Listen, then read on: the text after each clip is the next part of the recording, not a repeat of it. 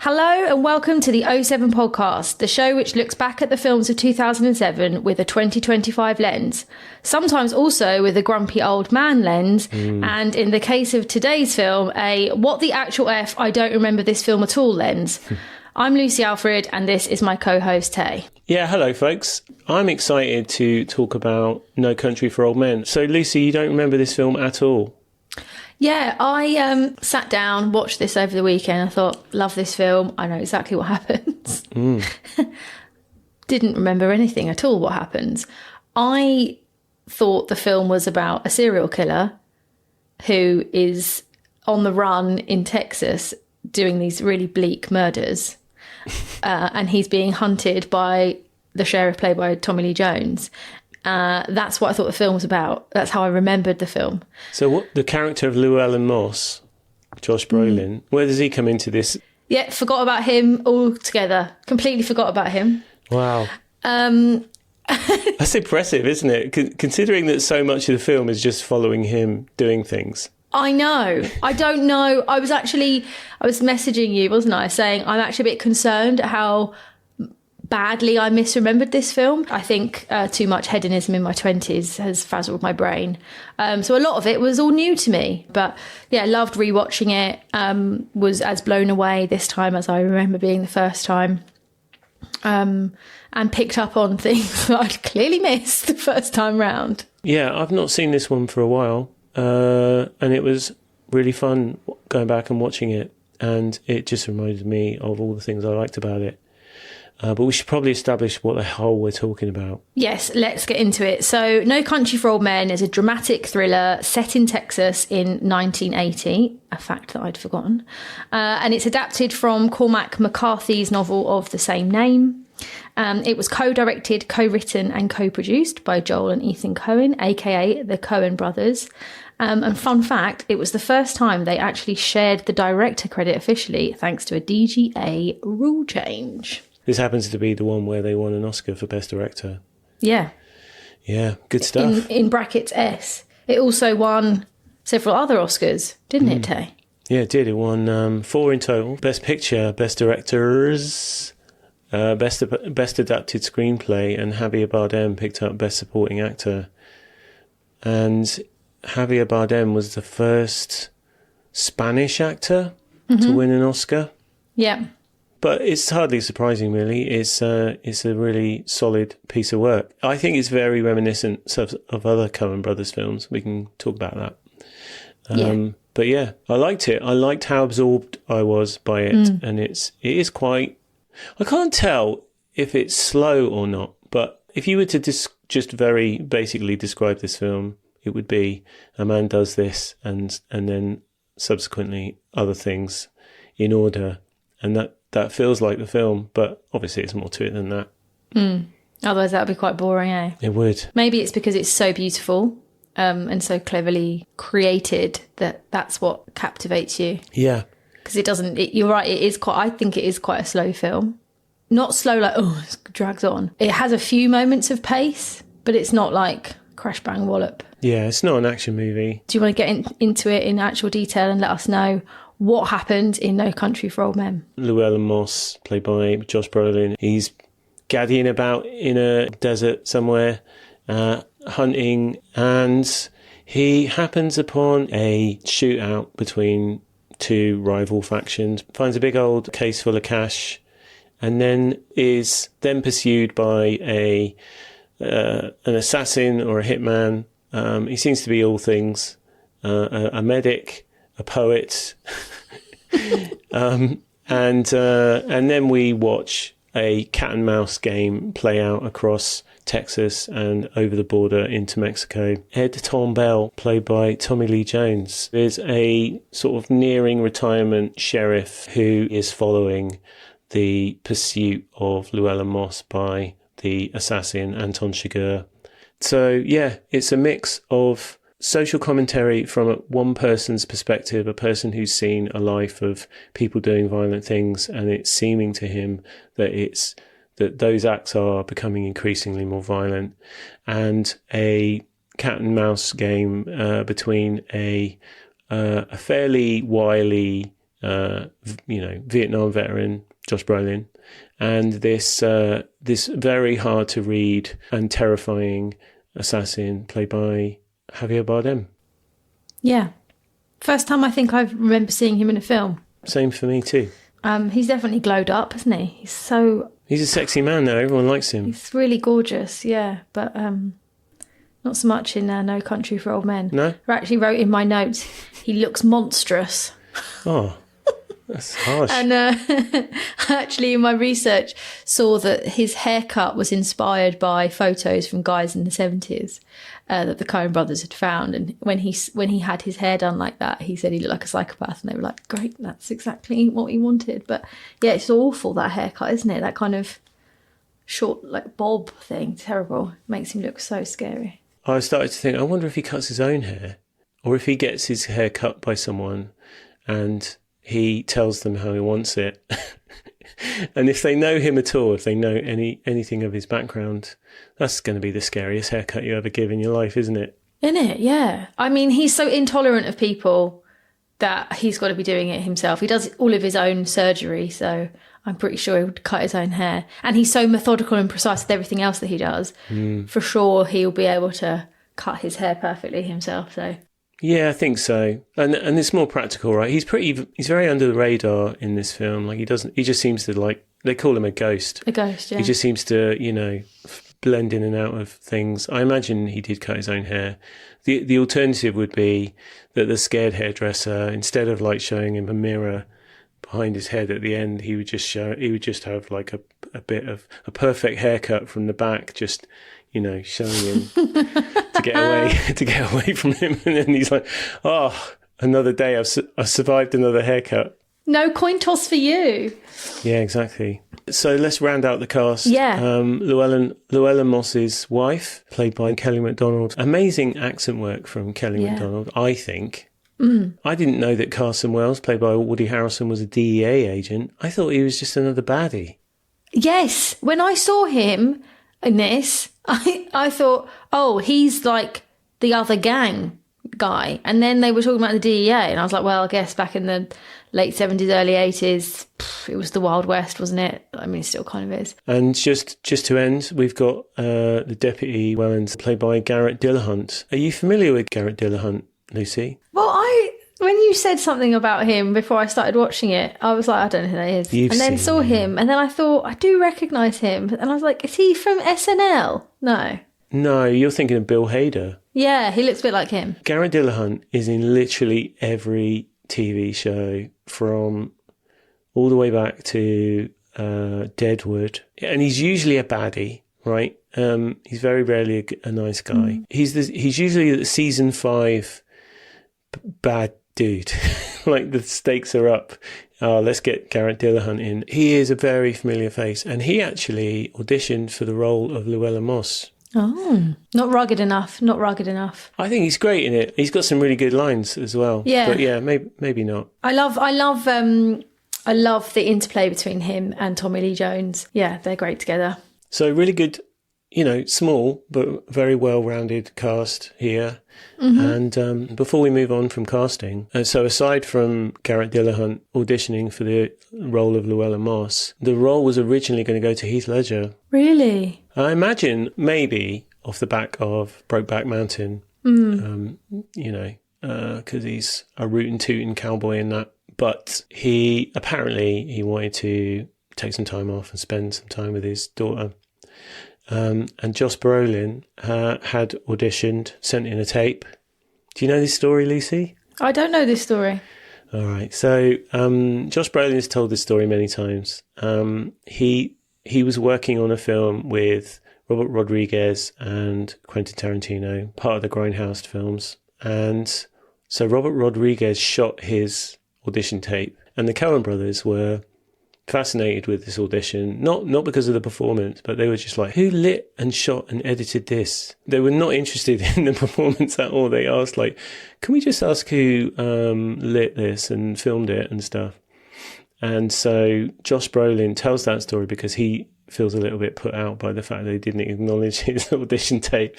And so Josh Brolin gets a meeting with the Coen brothers. He goes out and buys a cowboy hat, and he makes it all dusty and dirty and stuff. And as he's going in to meet them, they are coming out with Heath Ledger, and they're all laughing raucously. And at that point, Josh Brolin's little heart sank. Oh. And he was like, "Oh, this is going to be a painful 20 minutes or whatever." So he went in, he read some scenes, and they called him the same day and said, "Oh yeah, we want to give you this." Great. So it all worked out. There you go. Story end. Go Josh Brolin. Yeah. FT dubs. Joe Bro. Should we talk about highlights? Before we get into like specifics, I would say what I really love about this film is just the general mood. Like I say, it's quite absorbing without being boring.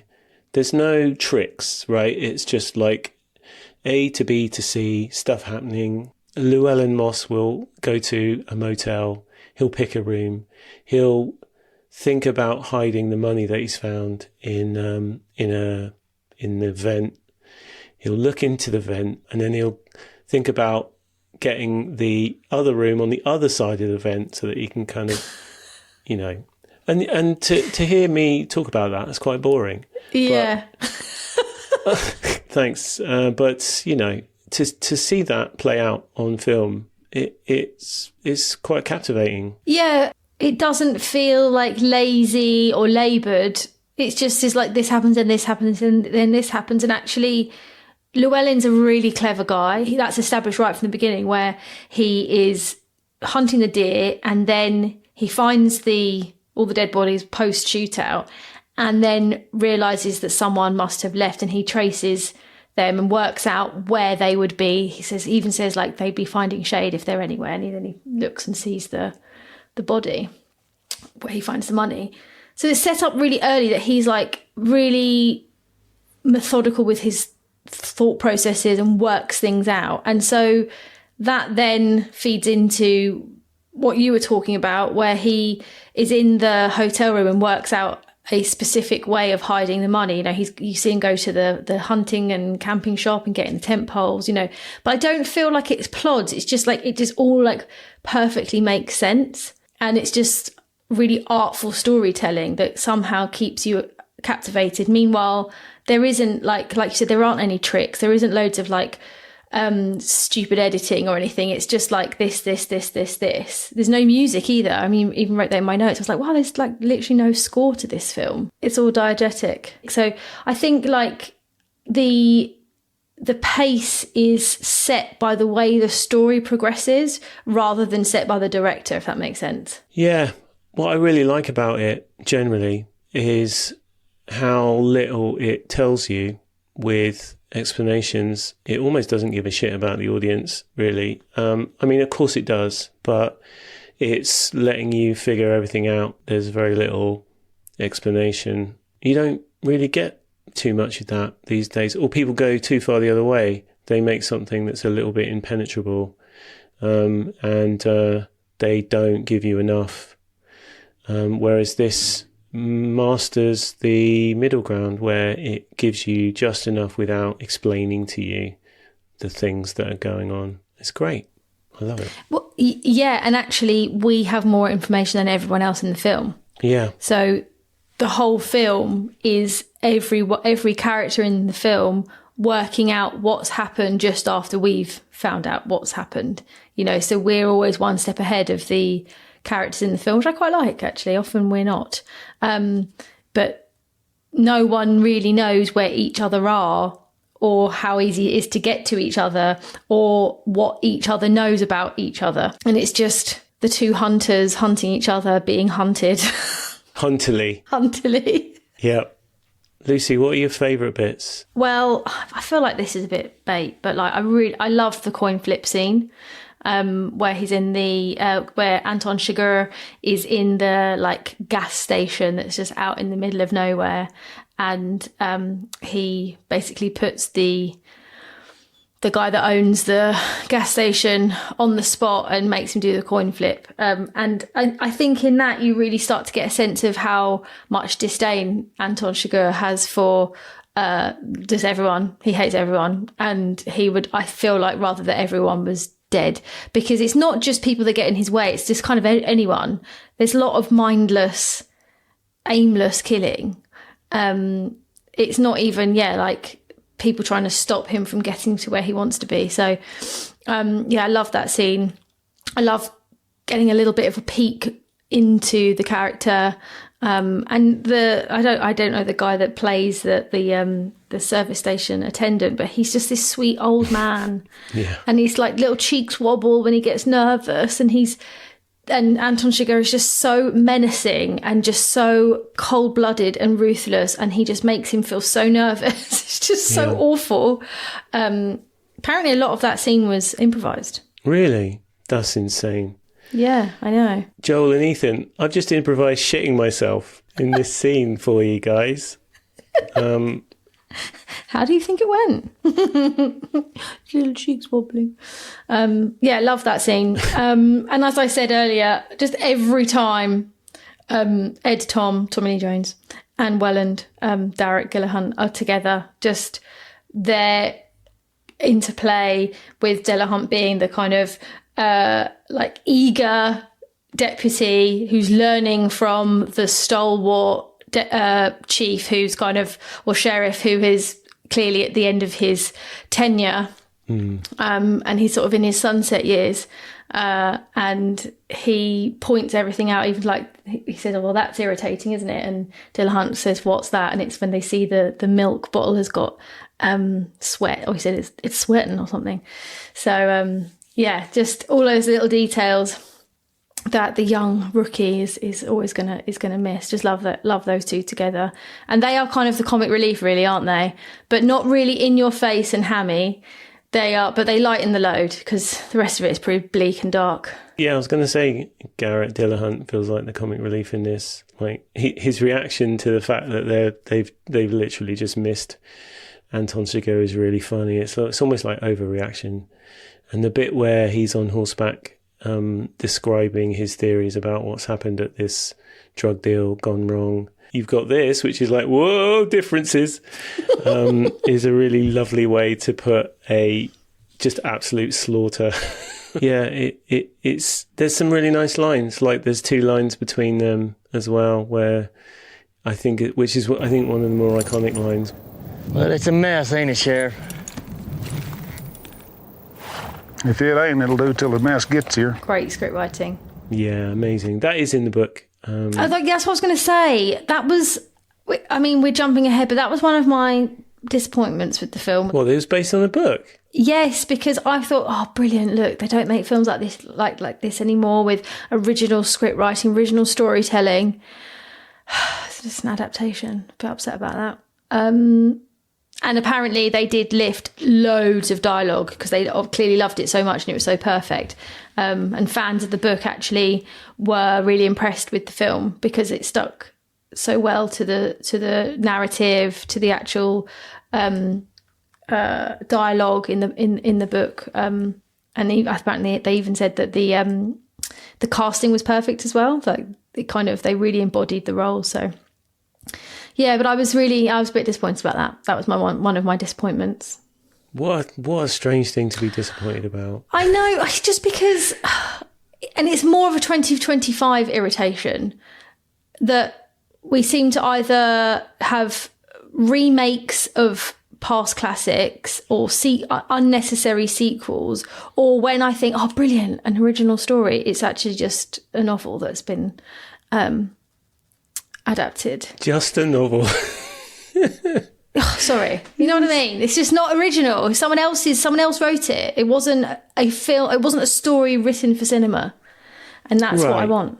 I mean, Cormac McCarthy's books are quite cinematic, I would say, in their writing. I'm a bit of a purist. I love reading. I love books. Always got a book on the go. And I also love films. And I hardly ever like film adaptations of books, and I think they should just be kept separate. It's probably quite an unpopular opinion. It's certainly an interesting opinion. I think this is the danger of having Netflix categories like based on a book, because fucking everything is pretty much based on a book. Yeah. Ethan Coen said, one of us types into the computer while the other one holds the spine of the book open flat. And that was their description of adapting the novel. And I mean, there's so many sections and great lines that are just lifted directly from the book. What more highlights have you got? I think one of the reasons you probably think it feels like it's a bit slow is because a lot of the camera work is very unobtrusive, but actually looking back and kind of reflecting on it, it's incredibly important. So one of my highlights is the scene towards the end of the film where Llewellyn and Carla Jean are having their last phone conversation, and he's like on a payphone, she's at her mum's, and the camera just slowly pushes in on both of them, really, really slowly, at the same speed and to the same distance. And yes, of course, it's just so that you can sort of see more detail on their face and their expressions, but I think it focuses your attention on them because it's foreshadowing what's about to happen. Llewellyn's about to die, and then, of course, Carla Jean later dies. So it's kind of our last sort of moment with them as a couple, as they were at the sort of beginning of the film. Obviously, they're technically geographically separated, but yeah, I think that I loved that scene. I don't remember it really from the first time I saw it. Clearly not. But it stood out to me this time. And yeah, I think, you know, again, off the back of what we were talking about with adaptations, they had great material to use, and there's so many great one-liners. And I think, a line that helped me realise why it's called No Country for Old Men as well, hadn't really thought about why it was called No Country for Old Men, was the scene where Ed Tom is with Ellis, who is his uncle. And he's just an old guy in a wheelchair living in a hovel, basically. And lots of cats. Lots of cats, my dream. Ed Tom is, he's still the sheriff, but his last days are approaching, and he's talking about how he basically can't believe what's happened to the state of the country and the state of being a sheriff. And Ellis says to him that what you got ain't new. This country is hard on people. But that's what made me really realise why it's called No Country for Old Men, because it happens to us all, doesn't it, where you get to a point in your life where you sit there and you go, oh wow, everything's so different from when I was that age, or when I started out doing that, or when or all of that. You and I have obviously talked about that kind of thing before, but yeah, the script is just brilliant. I love it. I liked Ellis. I would have liked to have seen a bit more of him. I like the fact that there's a bit where Ed Tom is going to make some coffee or have a cup of coffee, and he stops and says, how old is this coffee? And he says, I try and make a part about once a week. He also, I think the follow-up to that bit about him downplaying the seemingly increasingly violent times is that he just called it vanity. And I think what that meant was that idea was a perspective, and that is vanity, to assume that reality is in accordance with your perspective of it. What about you? What are your highlights? I really like the fact that it doesn't explain anything to you. It lets you follow the pace and, lean in, I think, is what they say in TV terms. There were other little touches, like the fact that Anton Chigurh hates blood. He's obviously got an aversion to blood. I didn't read it as him having an aversion. I just read it as him not wanting evidence. If he's a ghost, he can't be tracing bloody footprints around. I guess the strongest evidence is when he is treating his own wounds. Like, he incurs a lot of damage when trying to go up against Llewellyn Moss, and he is looking away while he's kind of treating himself. He's averting his gaze from what he sees, and I just got a sense that was because he's not into. He doesn't like the messy bits of his job. That dichotomy is more interesting than him just being like an amazing assassin to the point where he will avoid leaving footprints and fingerprints and stuff.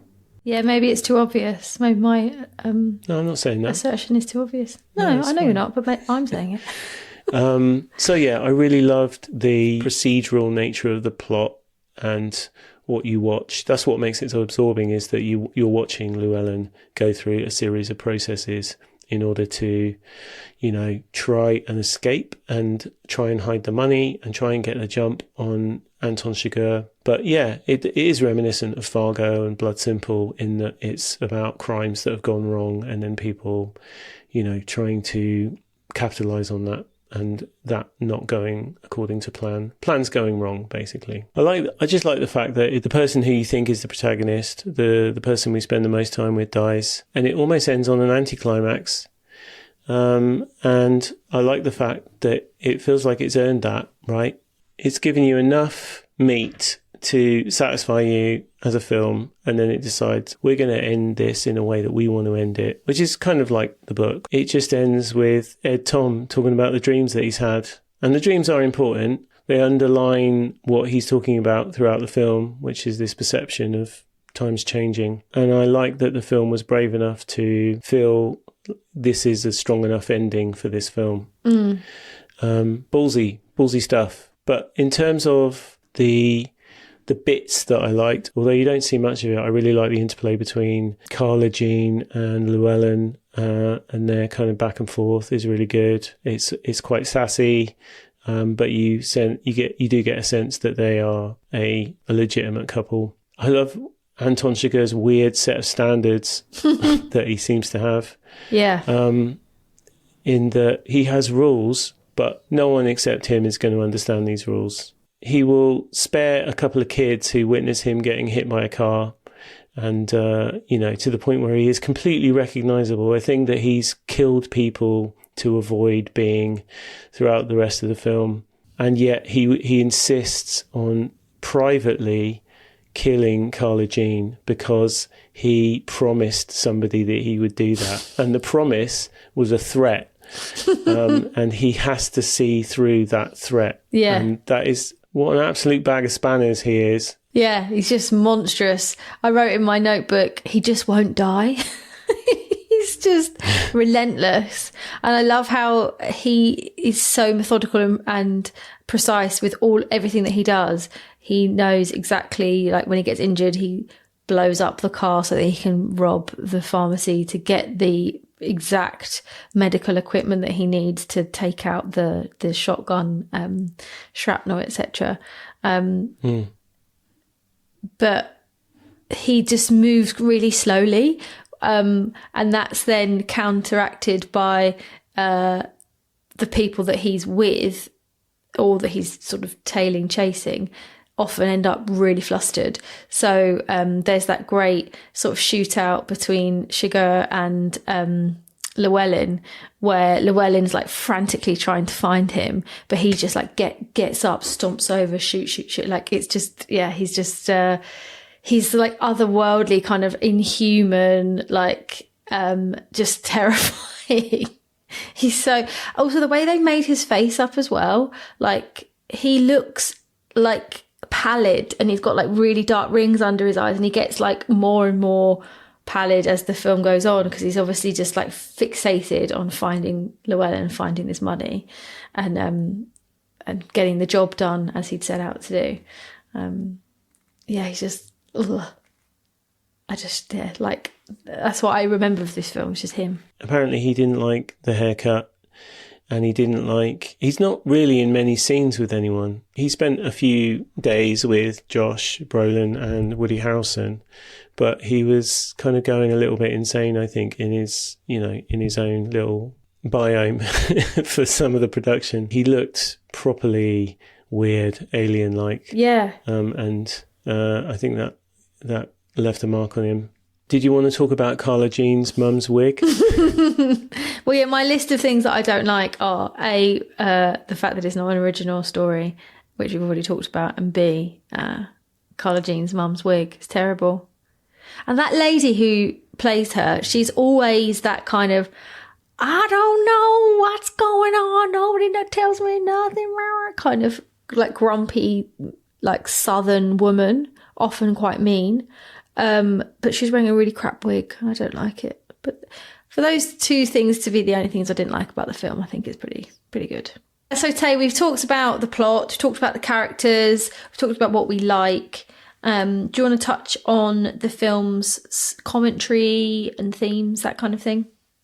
Well, like you pointed out earlier, it's an adaptation, so it can't help but owe most of its commentary or themes to the book, which I think was the assertions that Ed Tom Bell was making was, this reflections on life and how it's changed, seems to have changed over time and got more and more brutal. But I think we kind of talked about how relative that is to one's own perspective and one's own situation. I think it's easy for us to say that we live in unprecedented times, and there are certainly aspects of how we live now which are like pretty shocking and it's worrying, but an older person with a longer memory would probably have some examples to pull out of their experience to sort of anchor us a bit more. I don't know what else you can say. Like it does follow, in terms of themes, it does follow a Coen brothers motif that pops up quite a lot, in that there's crimes that happen and people try and capitalize on them and the crimes go wrong. Fargo and Blood Simple spring to mind, and that people are just caught in trying to improvise and adapt to situations that are beyond their control. And the situation that's beyond anyone's control in this film feels like Anton Chigurh. The way that it's presented felt like it wasn't trying to make a point. It was just trying to keep you, enthralled for 2 hours. And I think it did that. Yes. What do you think, Lucy? Yeah, I think it's just a good story that they clearly enjoyed and wanted to transpose into cinema. But I think the No Country for Old Men title kind of wraps it up nicely, because it's that sort of age-old thing of getting to the sunset of one's life and feeling alien in it because the world has changed so much and so quickly. Yeah. Obviously, I can't speak from experience, but you might be able to. No, I'm not killing you off yet. You're not in the sunset of your life yet. I don't know. I probably am, actually. No, don't say that. Yeah, I think there's a sense of like you're in the thick of it for most of your life. It's only when you're kind of towards the end of that you start to reflect, and then you draw your comparisons. But it's the observed object, isn't it? It changes the minute you start observing the behaviour. You were talking about coin toss scenes. I really like the one with Carla Jean, and she feels like the only real person who resists in a way that I think would needle Chigurh. The fact that his messed up morality requires that she make a decision that then he absolves him of the guilt or the responsibility of killing her, and she refuses to play ball with that, and he obviously kills her because when he walks out of her house he wipes his feet. That is like good on her for that. Like, what can you do in that moment? That was edifying, I guess, but very bleak. This is quite a bleak film, but like as far as my limited experience of Cormac McCarthy novels, this is actually one of his more upbeat ones. Some of them are really, really dark. Okay, well, a few things to add. Apparently, Josh Brolin had a broken collarbone throughout the filming of this. No way. He had some sort of car accident a couple of weeks before auditioning and had injured his shoulder, and so he had a convenient shoulder injury that helped him in acting pained throughout the film, which he does quite well. Gosh, he really does. He's got a funny story about the dog that was chasing him through the water, and the dog it kind of mirrors what happens in the scene where the dog who is chasing him because he's got that dog's chew toy sort of tucked into his jeans. And so when he's getting out of the water and the dog's kind of running towards him, the dog is obviously fixated on the chew thingy, like a tug toy. And Josh Brolin is trying to, is all soaking wet, and he's trying to get the tug toy out of his jeans to give to the dog, which kind of mirrors him very hurriedly trying to dry out a gun in order to shoot the dog before the dog gets to him. Yeah. So that was a nice bit of life imitating art. That dog's name was Scooby as well, which is funny. And that was not a trained, like, movie dog. That was just some random pity, it sounds like. I interviewed Javier Bardem and Kelly MacDonald for this, and they were nice. And I did try to get Javier to hit me up with the Anton Chigurh intensity to see if I could withstand it. And he said, no, I'm not going to do that. I only do that for the Coens. And I was like, oh, that's fair enough. Let's talk about the film. Damn. You might have wanted to snog him. I wanted to run my fingers through that bowl cut. Did he have it for the junket? Surely not. No, he didn't. He's got lovely hair now. Yeah, he's a sexy man. And Kelly MacDonald, I asked her if she would put up with the kind of sass that Llewellyn gives her in the film. And she said that she frequently gets that kind of sass from her sons and husband. And so, yeah, that told me. But they were lovely. And just cemented this film as being, you know, all round amazing, from story to cast to, you know, execution to awards. Great stuff. To it still standing up. It holds up today. In 2007, it was definitely brilliant. I probably would have given it like 5 stars. I know that BBC Movies gave it 5 stars. And, you know, I think it's still it's a 5-star movie today, I think. It hasn't lost any of its impact. I don't know that we'd see that much faith in audiences in a film these days, unless it was just deliberately trying to be obtuse. So yeah, it's still a solid 5 out of 5 for me. What's not to like? I agree. It still stands up. I remember giving it a solid 5 at the time. And yeah, it stays there. And of course, it is one of the standout films that everyone talks about from 2007. So, yeah, I'm glad we have nipped this one in the bud and done it quite early. I actually had to watch this film and also watch There Will Be Blood, because they came out around the same time as each other. And it was for my course. We had to go and watch the two of them and then write a review about them. And I'm annoyed, but I couldn't find my review because I mean, it was a long time ago that I was at uni. But yeah, we went on like a field trip to go and watch these films at the cinema. That was with Jose Arroyo. Shout out Jose. Yeah, Film and TV Squad of 2010. That's when we graduated. Nice nostalgic memories, but sadly I couldn't remember the plot. So it was all a big surprise for me this time round. But still a solid 5. This is solid 21st century classic, I would say. I just remembered something else. There's all kinds of silly theories. There's one silly theory that Llewellyn Moss and Anton Chigurh are the same person, because there's some parallels in what they do. Like, they both pay someone to buy clothes, and they never actually, I don't know, it's so stupid. It's kind of like Fight Club, right? In that they're not in the same place at the same time.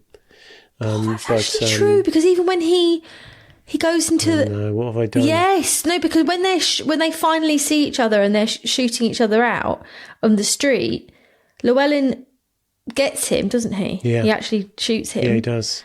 And he goes to the alleyway and you can hear him whimpering, but you can't see anything. And then he just leaves. He doesn't try and go into the shadows to find him. And I remember thinking, that's weird. Why didn't he go towards the sound of the whimpering? That's a good theory. One YouTube video suggests a Fight Club-esque dynamic where Moss and Chigurh are two sides of the same person, with Chigurh representing a darker, more violent aspect of Moss. You know, shared actions and traits. A video essay points out several instances where the characters share actions such as drinking, removing socks, using similar weapons, and buying clothes from strangers, which fuels the theory of their interconnectedness. Yeah. I mean, at the very least, it's just posing them as similar. And that's done right from the beginning. You see Llewellyn as a hunter, and then you see the sort of serial killer, assassin hunting people.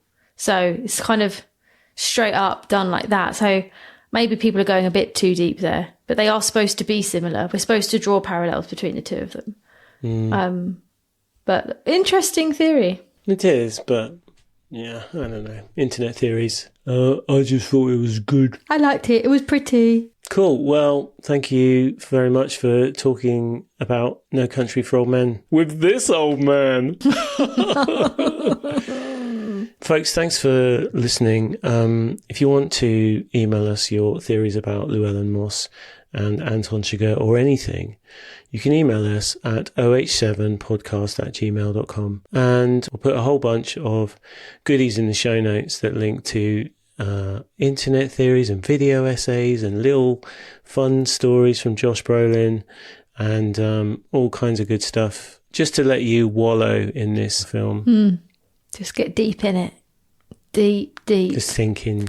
Into Llewellyn. Bloop, bloop, bloop, bloop, bloop, bloop, bloop. All right. Bye, everybody. Speak soon. Bye.